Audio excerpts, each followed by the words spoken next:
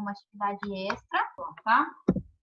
Então, a primeira coisa que nós vamos fazer é fazer a devolutiva do roteiro de estudos, né? Então, o roteiro de estudos são 4 questões que eu pedi para vocês realizarem, então valendo nota. Vai acabar, pessoal, que vai ter só uma atividade em junho e uma atividade em julho, tá? Esse roteiro aqui que eu estou fazendo a devolutiva foi de junho, né? E aí, semana que vem, eu faço de julho, tá? Então, a primeira questão era para vocês refletirem um pouquinho acerca do uso da água, né, na nossa sociedade e também fazer uma relação aí com a faixa de pH que ela varia. Então, vocês já estudaram no ano passado o tipo de água indicado para o consumo humano, né, que é a água potável. Dentro de água potável, aí a gente tem os outros tipos de água, como a água mineral, né? E a água potável, pessoal, eu fiz questão de procurar no site da Anvisa, né? Que é a Agência de Vigilância Sanitária do nosso país. Então, é ela que regulamenta determinados parâmetros, tanto da utilização da água quanto de outras substâncias de nosso uso, né? E, de acordo com o documento da Anvisa, que eu coloquei até o link aqui para vocês, fala-se que o pH aceitável para a água, ela pode ter uma faixa muito grande. Então, a variação de pH da água potável, ela pode ir de 6 até 9,5, né? Então, às vezes a gente pensa que só a água com pH neutro é o correto, enfim. Mas não. A própria agência, né, a Anvisa, ela regulamenta que existe essa variação grande aí na faixa de pH na água recomendada para consumo humano, tá? Então, mesmo eu sei que as fontes de pesquisas aí variaram um pouco, mas estando dentro dessa faixa aí, né, na hora de vocês colocarem como resposta, eu considerei correto, tá? Então, a água, né, é um recurso escasso e que a gente precisa, de fato, tomar um pouquinho de cuidado na hora de utilizá-la, né? Então, vocês citaram algumas formas, lembrando que o setor que mais se utiliza da água no nosso país não é o uso doméstico, né?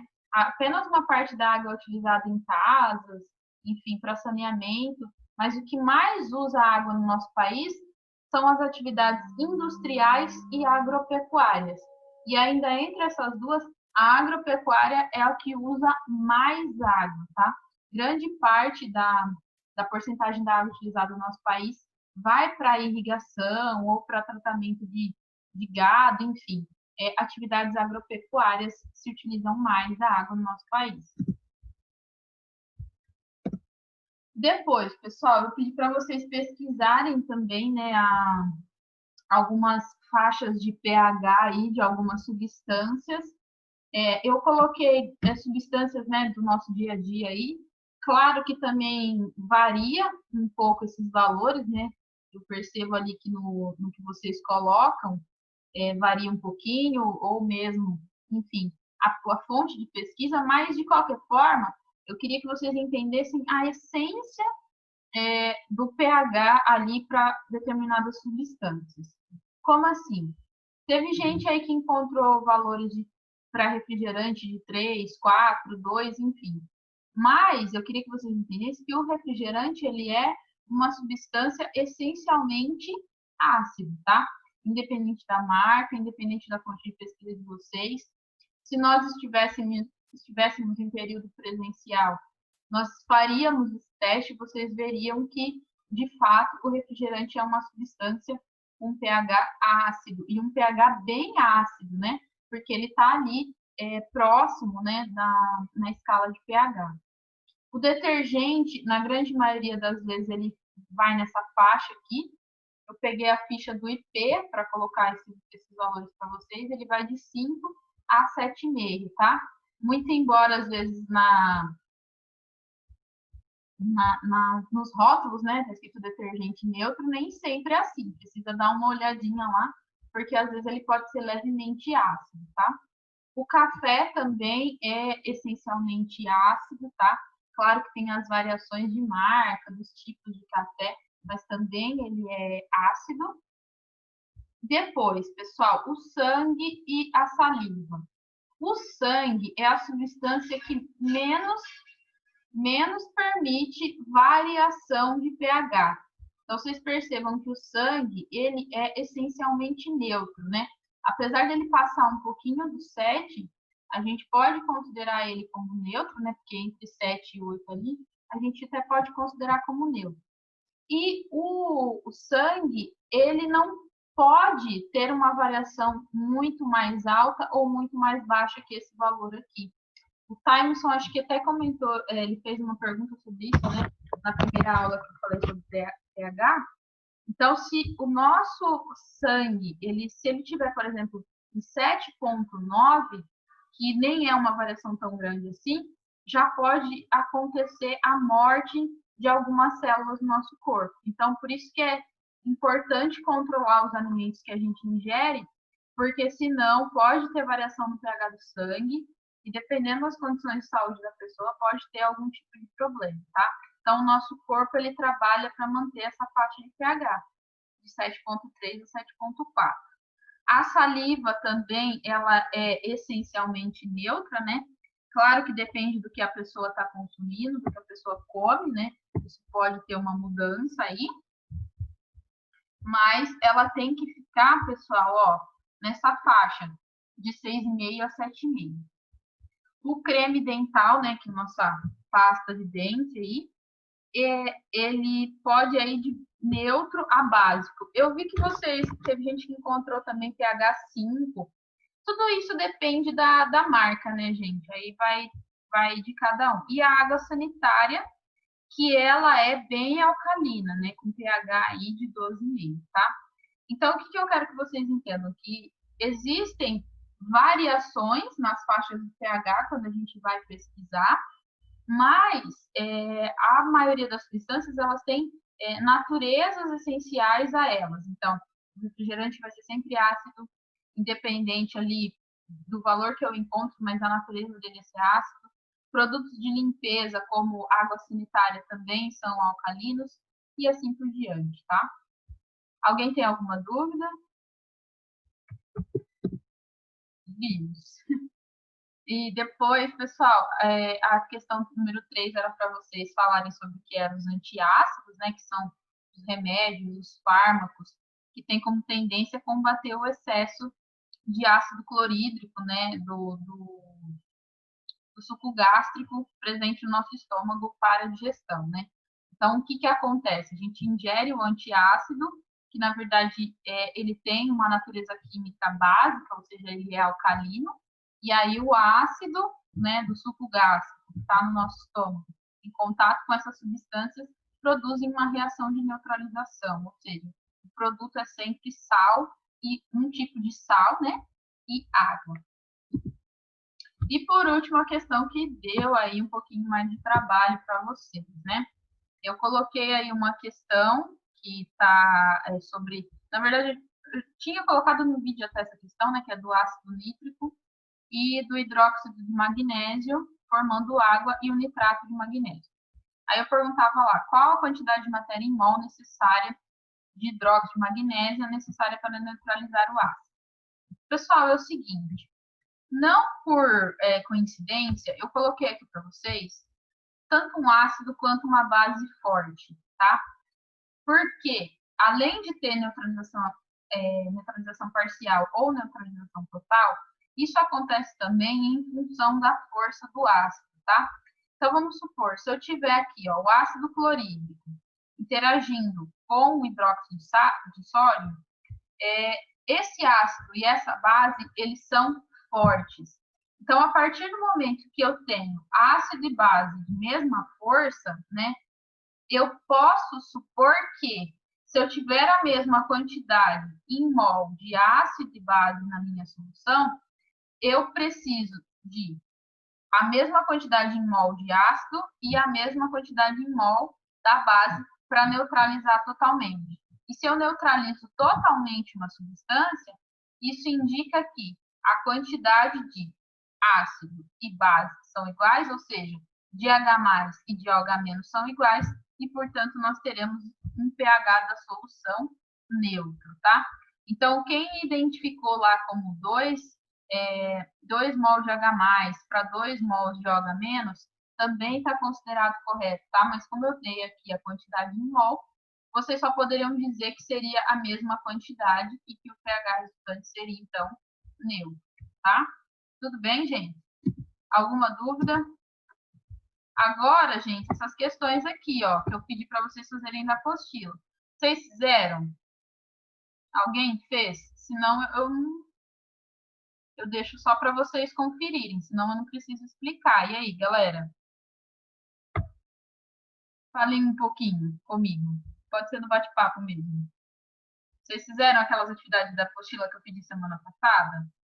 Jojo, você tem a página aí? Por causa que eu fiz ela, só que semana passada. Quer dizer, tá no PowerPoint mesmo. É 41 e 42. Vou falar rapidinho, então. A aula do Centro de Mídia, segunda-feira, a professora resolveu esses mesmos exercícios, né? Ó, então tinha lá na página 41 uma tabela, eu fiz com vocês uma aula passada, né, que eu expliquei passo a passo, e aí depois pedia para calcular o pH de cada uma dessas substâncias aqui. O único X da questão aqui era vocês verificarem que existiam substâncias com a concentração de H+, e outras substâncias com concentração de OH-. O que acontece? Nos dois casos, eu posso calcular a natureza aí, se a substância é ácida ou básica, tá? Mas o que acontece? O pH, ele é calculado em função da concentração de H+, que é do ácido. E existe uma outra escala, que é a chamada escala de pOH, que vai ser calculada em função de OH-, que é a espécie da base. Aí o que acontece? Existe uma relação que toda e qualquer substância, se eu somar pH mais pOH, o resultado precisa ser igual a 14, que é o total dessa escala, tá? E como que eu faço para calcular o pH ou o pOH? Nos dois casos, eu só vou pegar o meu expoente que está aqui na minha base 10 e deixar ele positivo, né? Então, pessoal, ó, no caso do leite, que foi o que eu fiz com vocês na aula passada, a concentração aqui dele, ó, de H+, é 1 vezes 10 elevado a menos 6. Então, eu vou pegar esse expoente da base 10, que é o menos 6, e deixar ele positivo, ou seja, o pH do leite é 6, tá? Aí, outro que está em função de H+, são as duas águas, né? Água do mar e água com gás. A água do mar, o pH, a concentração de H+, é 1 vezes 10 elevado a menos 8. Então, o pH dela vai ser 8. E a água com gás, a concentração é 1 vezes 10 a menos 4, portanto, o pH vai ser 4. Então, só vou pegar ali o que está como expoente e deixar ele positivo para calcular o pH, tá? Lembrando que eu só faço isso se o número que eu tiver na frente do 10, na frente da base 10, for 1. Mas é o que acontece na maioria das vezes, tá? Agora, e se eu tiver concentração? Isso, Nicole, pode ser pensado dessa forma também. Eu vou colocar aqui a minha resolução já do lado, tá, pessoal? Ó, agora, o refrigerante, a concentração de OH- dele é 1 vezes 10 elevado a menos 11. Então, o pOH dele é 11, certo? Mas então, qual é o pH? Então, pera lá. O meu total é 14. pOH é 11. Quanto falta, então, para chegar no 14? Falta 3. Então, é o seguinte, pessoal. Para achar pH, eu calculo em função da concentração de H+. Para achar pOH, eu calculo em função de OH-. Se eu tiver um ou outro, eu vou tirar do fator 14, ou seja, Eu vou pegar o 14 e tirar o valor que eu tenho, tá? Eu coloquei aqui, ó, uma foto com a minha resolução, que talvez fique mais fácil para vocês entenderem, tá? Então é o seguinte, ó, o refrigerante, a concentração do OH- dele, ó, é 1 vezes 10 a menos 11, certo? Então essa é a minha concentração. Isso significa que o pOH é igual a 11. Então, qual vai ser o pH dessa solução? Eu vou fazer o 14 do total menos o 11, tá? Então, pH 3. O leite eu já calculei, né? pH 6. O outro exemplo aqui que tem OH-, que é o caso da clara de ovo. Então, ó, a concentração é 1 vezes 10 elevado a menos 6. Então, pOH é 6. Como que eu vou fazer para calcular pH? Eu vou fazer 14 menos 6, então pH é 8. Tudo bem? Lembrando, pessoal, que tanto faz aí eu calcular direto, como eu calculei aqui, ou calculando aqui, ó, eu vou sempre pensar lá que acima de 7 é alcalino, abaixo de 7 é ácido, tá? A natureza continua a mesma. Que foi o que ele fez na outra página, né? Na página 42. Pessoal, ficou mais claro agora essa relação de pH e pOH? E aí, gente? E a água com gás é ácida? É porque ela tem CO2 na composição dela, né? Ela forma o ácido carbônico, que também está presente no refrigerante. Ela é levemente, ela é um pouco, bastante ácida nesse caso, né? Se fosse levemente ácida só, seria um 6 de pH. Mas pH 4 ela é bastante ácida. Pessoal, deu para entender um pouquinho melhor isso? Aí a segunda questão, que também está na página 41, que eu pedi para vocês resolverem como atividade extra, né? pH tem, desculpa, o café tem pH 5 e o leite tem pH 6. Sabendo que pH é igual a menos log de H+, pH mais pOH é igual a 14, calcule a concentração de OH-. Então, aqui em vermelho foi os dados que ele me deu, ó. Então, o pH do café é 5, do leite é 6. Calcule a concentração de OH- no café. Então, para calcular a concentração de OH- no café, eu preciso calcular o pOH dele, né? Então, vamos lá, ó. pH mais pOH igual a 14. 5 de pH, pOH vai ser, então, 14 menos 5, que é igual a 9. Agora, para calcular a concentração, vou fazer o quê? Vou fazer o inverso. Eu vou colocar esse 9 no expoente da base 10. Portanto, a concentração de OH- vai ser 10 elevado a menos 9 mol por litro, tá? Tudo bem, gente? E aqui, pessoal, é da página 42, tá? Também coloquei a minha fotinha aqui de resolução, que talvez fique mais fácil para vocês entenderem. Então, aqui ele tinha aqui 3 sistemas, caqui, tomate e feijão.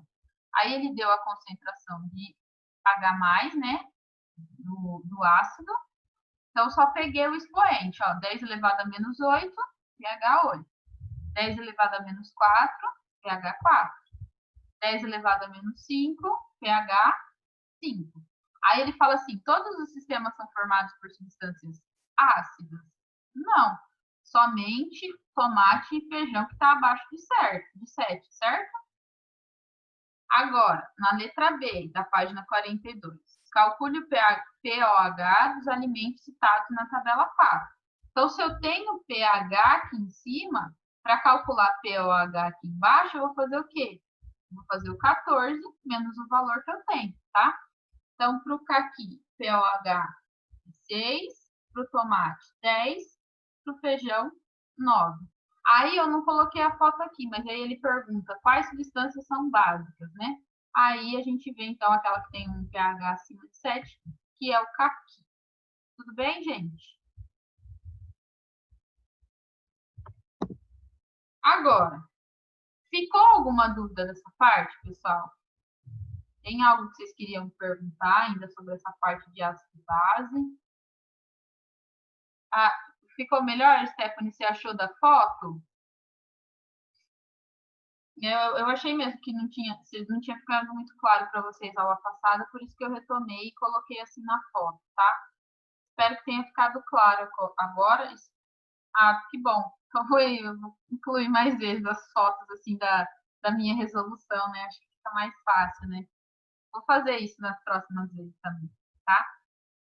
Então eu vou seguir, tá bom, gente? Ó, essa parte de ácido e base, basicamente era isso que eu tinha para falar para vocês, tá? Eu espero que vocês tenham entendido. O que vocês têm que saber? É interpretar a escala, né? Saber quem é ácido, quem é básico, tá certo? E saber calcular aí o pH e pOH quando eles dão essas concentrações desse jeito aqui, tá bom? Então é isso que vocês têm que saber agora. Agora, pessoal, a gente vai voltar um pouquinho no tempo. Por quê? Porque a gente vai falar um pouquinho sobre equilíbrio químico. Eu não sei se vocês repararam, mas a professora, quando estava aquela professora, a Regiane, lá no Centro de Mídias, ela também estava falando sobre equilíbrio químico, algumas coisas que eu ainda não tinha falado. Por quê? Porque o equilíbrio ele vem no primeiro e no segundo bimestre. E aí, o que eu fiz, né? O meu pensamento, o meu planejamento?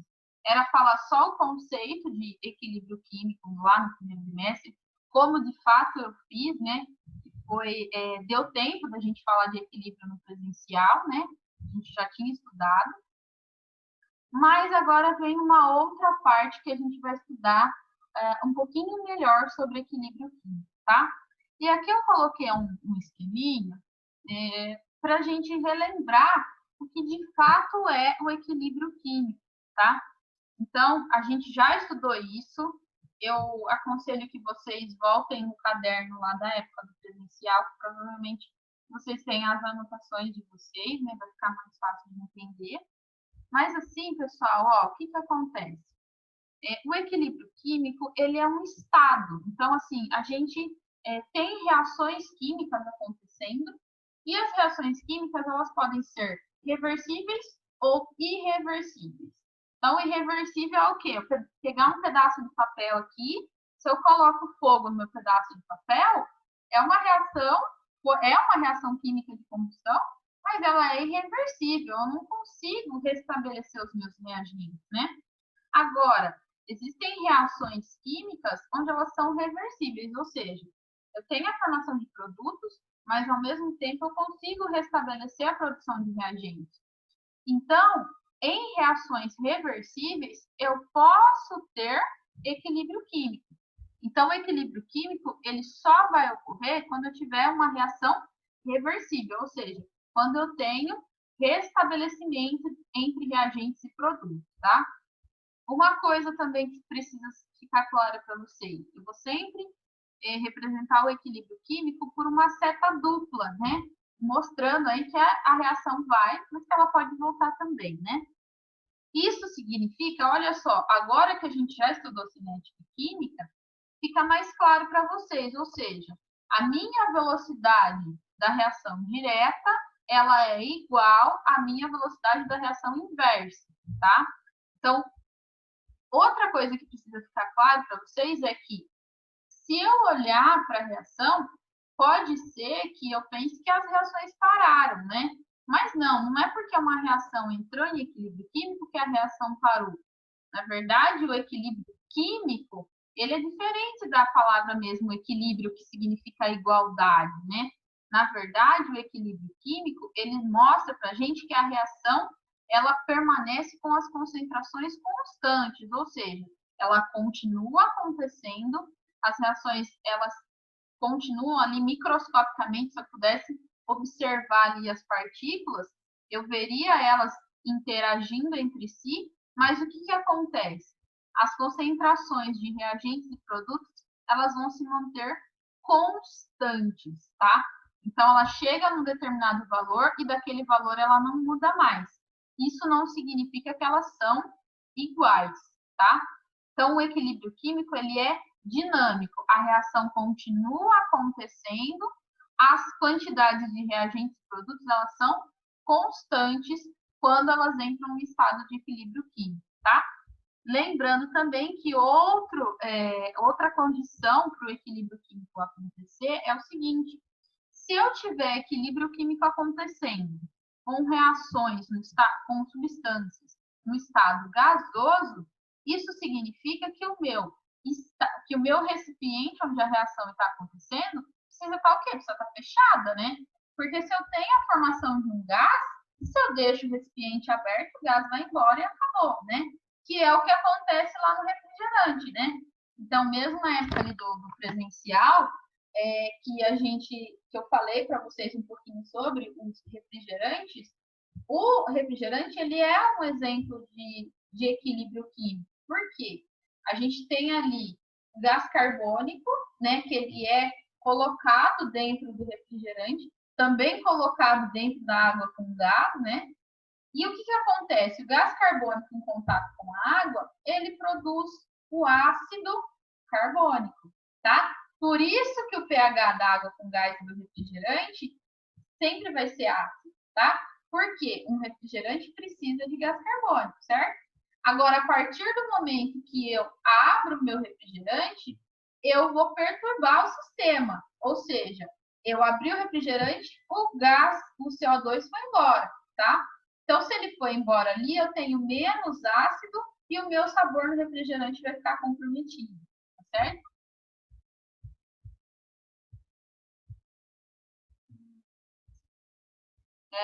Ai, gente, vim ver aqui, ver se alguém tinha perguntado alguma coisa.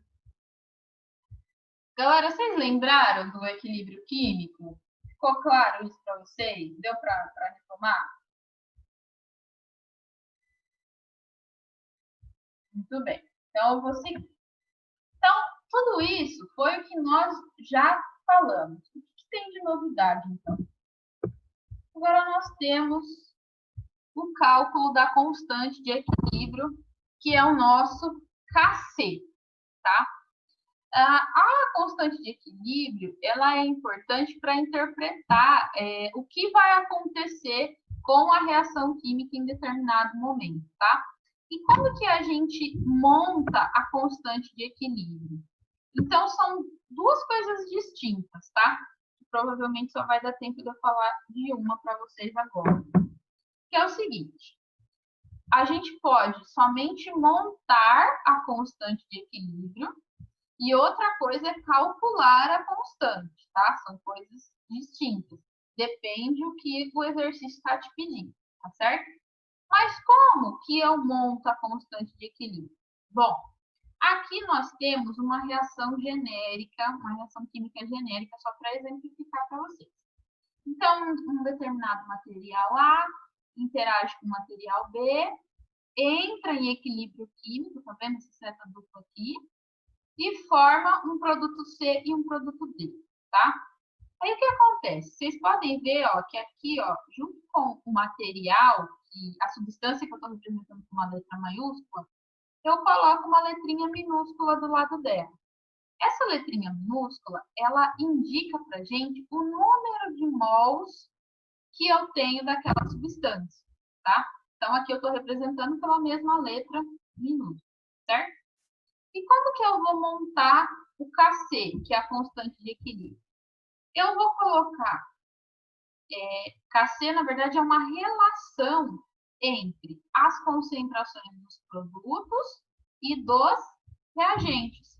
Então, aqui, pessoal ó, desse lado, eu coloquei para vocês, né, uma representação da constante de equilíbrio dessa reação aqui. Por quê? Porque cada reação tem a sua constante de equilíbrio e a gente vai calcular de diferentes formas, tá?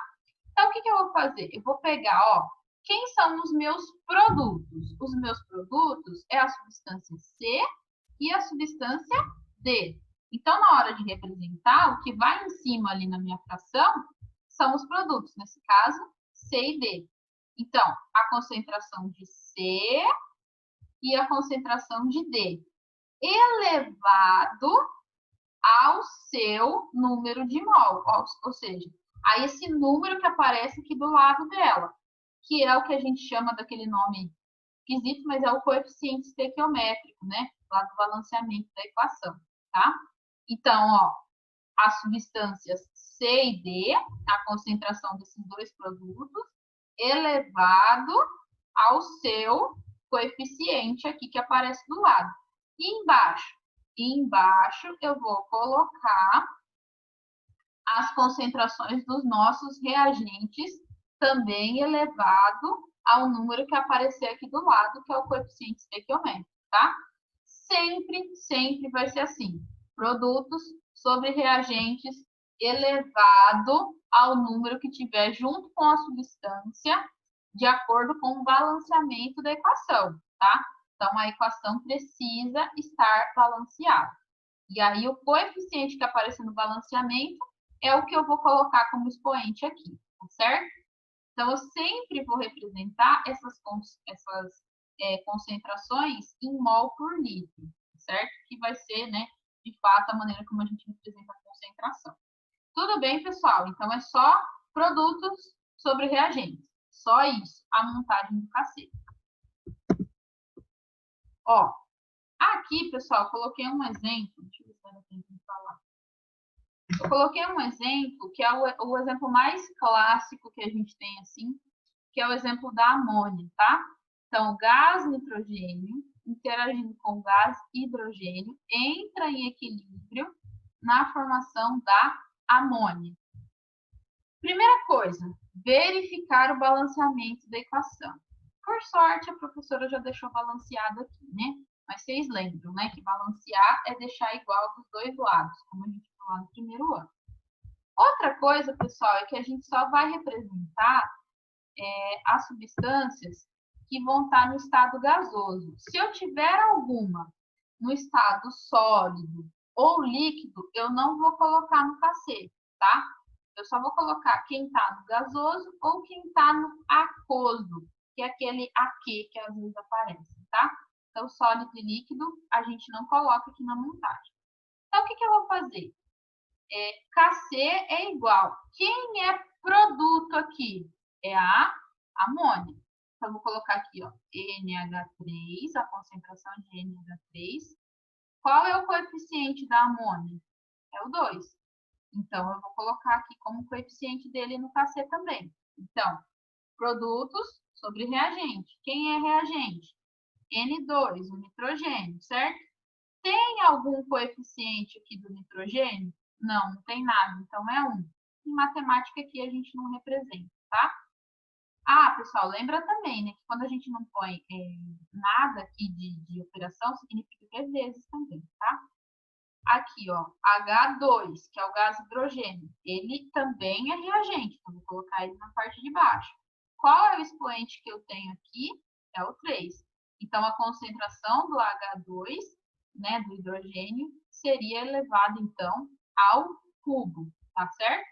Isso aqui, pessoal, é quando o exercício te pede, ó, monte a expressão da constante de equilíbrio.